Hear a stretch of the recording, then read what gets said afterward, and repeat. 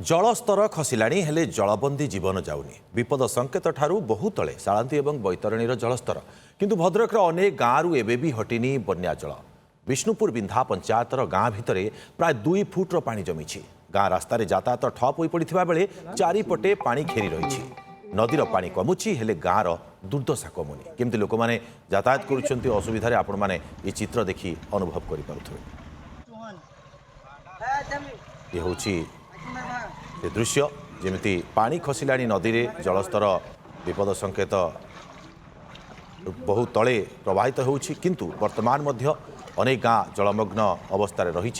विपद कमुनी कि लोकंकर दुर्दशा कमुनी अधिक सूचना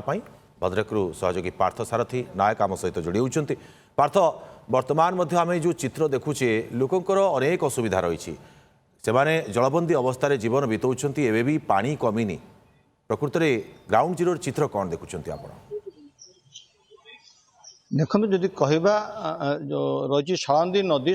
राजघाट पुल ठारे विपद संकेत 70 फुट थिला बेले सकाळ 9टा सुधा से बर्तमान जलस्तर 15.90 फुट उपर बन्या जल प्रभावित होची यार प्रभाव देखिपे बर्तमान अनेक गाँ जलबंदी अवस्था अच्छे देखिपे से जन महिला जनक जाउछंती केते पानी भितर जाउछंती गाँ भितर स्थिति देखंतु गाँ भितर स्थिति महिला जनक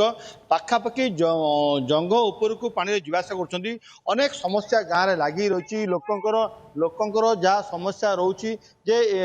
गत जुलाई 17 तारिख रु आज है अगस्ट 11 तारिख पाखापाखि मासे भितर लोक मैंने यही अवस्था रोचे देखिए से महिला जनक निजर निहाती आवश्यक काम जाऊँगी तेज कौन कह आज्ञा कौन स्थिति रही गाँव में आज्ञा मुझे कुलमणि जाना मोर कहबार उद्देश्य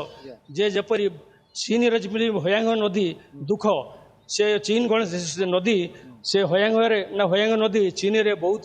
क्षति करे बहुत लोकंकर धन जीवन हानि हुए से भाई आमर ये भद्रक जिलार जो हदगड़ डैम होची से आम काल कहीं हदगड़ डैम जो मैंने प्रशासन अधिकारी अच्छा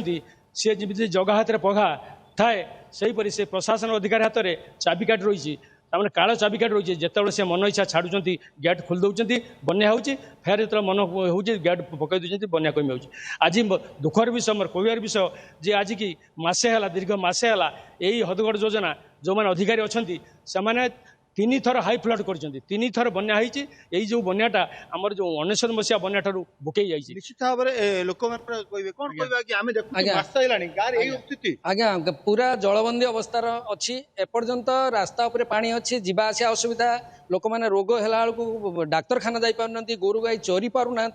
आपंकर अवस्था एकदम खराब जो मैंने दिन मजुरिया से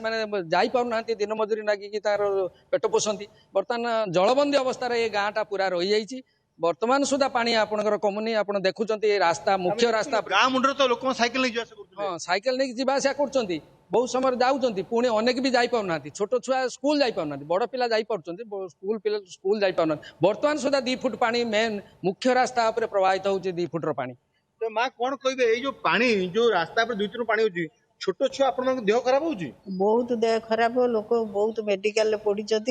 आशा कर्मी जे आमर अच्छे सी पानी रे जाई आनी टली रे औषध किछि बंटन करचंती एई सब कथा आ तो बाहर को जाई पारू मुंडर पानी गाँ शेषर पानी गाँ केते पानी रुसई घरे पानी हम रुसई करी खाई पारू 15 दिन मासे हबो पानी रहिलेनी अच्छा आम रुसई घर जो पानी पशि आम रुसई कर खाई पी पारुनु रंधा खाद्य 3 दिन आमको जो एमएलए आसते ये करू से 3 दिन रांधिकी आमको जागुलाई पाखे आमको खाइबा देले भात डालमा कर खाइबा देले जहाँ आम रुसई घर तो करूँ ना घर तो बाहरी पारूँ कौन करूँ टली रे जीवा आसा जो माने निहाती अर्जेंट दरकार टली पकई आमर से हाटपुल पाखक टली रे नहीं 20 टका नाखा देके लोक जीवा आसा करतले जीवा आसा 40 टका लोक नौथिले निहाती नगले न हबो ना मेडिकल जो मान जीवा कथा टली रे बसिकी जाउथिले नई रो मुह खोला अछि ना कोन नई नदी रे माने से जो हदगड़ योजना शालांदी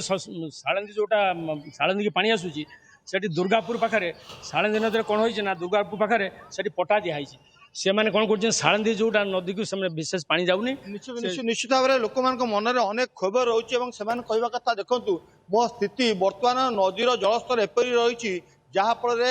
लोक मैंने निश्चित नदी में पानी खसुची किंतु लोक मैंने भी जलबंदी अवस्था अति दुर्विषह भाव में जीवन अतिबाहित करुँच बहुत बहुत धन्यवाद आपको तमाम सूचना पार्थ।